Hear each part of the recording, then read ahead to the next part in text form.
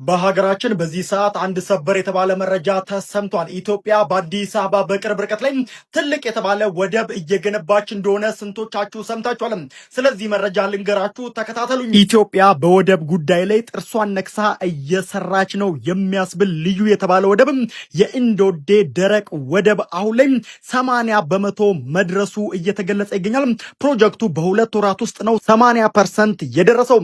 የእንዶዴ ደረቅ ወደብና የባቡር መስመር ማስፋፊያ ፕሮጀክት አሁን ላይ በበርካታዎች ዘንድ መነጋገሪያ ሆኗል። ፕሮጀክቱ በኢትዮ ጅቡቲ ባቡር ኢዲአር ሙሉ በሙሉ የተደገፈና ፈንድ የተደረገ ሲሆን 200 ሜትር የባቡር መስመር ማስፋፊያንም ያካትታል ተብሏል። በአዲስ አበባ በቅርብ ርቀት ላይ ይህ ትልቅ የተባለ ፕሮጀክት እየተገነባ ሲሆን ከዚህ በፊት 1000 ኮንቴነሮችን ለማውረድ 10 ሰዓት ይወስድ የነበረውን አሁን ላይ 4300 ኮንቴነሮችን በ2 ሰዓት ብቻ ማውረድ ይቻላል ነው የተባለው። በዚህ በተንጣለለውና በ36,000 ካሬ ሜትር ስፋት ላይ የተገነባው ይህም የኢንዶዴ ደረቅ ወደብ ታዲያ የኢትዮጵያን የደረቅ ወደብ ፍላጎትን በከፍተኛ ሁኔታ የሚያሟላ እንደሆነም ነው የተገለጸው። ሌላኛው የብዙዎችን ቀልብ የሳበው ደግሞ የኤኤምጂ የባቡር ማገናኛ ፕሮጀክት ሲሆን ይሄ ፕሮጀክት ታዲያ ሙሉ በሙሉ በኤኤምጂ ስቲል ፋብሪክ ፈንድ የተደረገ ሲሆን ይሄም ታዲያ ዋናው ዓላማው የኤኤምጂ ፋብሪካን ከዋናው የባቡር መስመር ጋር